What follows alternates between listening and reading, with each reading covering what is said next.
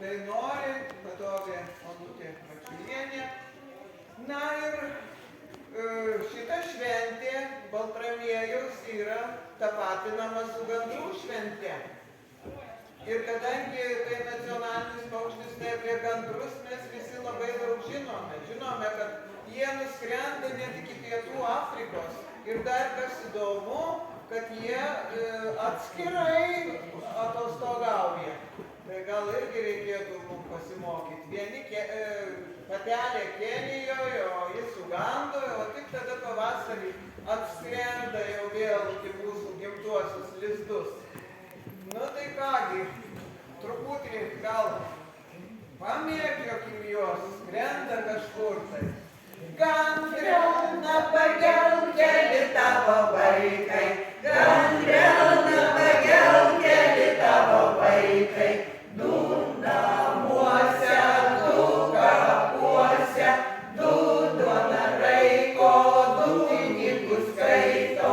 Gandrai, gandrai, gaga, tavo pati ragana, išvažiavo žagarų, parvažiavo be nagų. Atvažiavo vakarų, išvažiavo be nagų. Gandrai, gandrai, gaga, tavo pati ragana, tau bandelos nekepė, kad ir kepė nedavė. Tau bandelos nekepė, kad ir kepė nedavė. Na ir su šia diena yra tokių visokių ir papročių, ir ne tik papročių. Vat moteriai, žinokite, jeigu prašys jau jūs pavakarių šeimyną, tai sakykite drąsiai, Mielageniškiai sakė, kad jau viskas, gandrai sinešė pavakarius, dienos sutrumpėjo, darbai truputį pasidarė lengvesni, tai nėra ko ir pavakarius valgyti. Na ir dar, vat kodėlgi oras geras, ogi todėl, kad vakar per Baltramiejų, taigi buvo geras oras, vadinasi ir visas ruduo bus geras, žinokit. Vienu žodžiu, nelis ir bulvėkasis bus labai geras.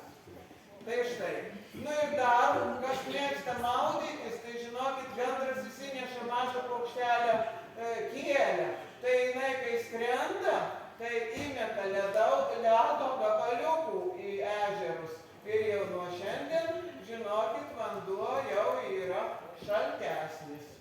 Nu kągi, ateina kaip ir ruduo, bet neliūdėkime, visi metų laikai gražūs pas mus yra Lietuvoje. Tai, o kad jums dar būtų linksmiau, tai mes truputį palinksminkim jūs. Tai šiandieną Mielagėnų krašto dvi dainos anoj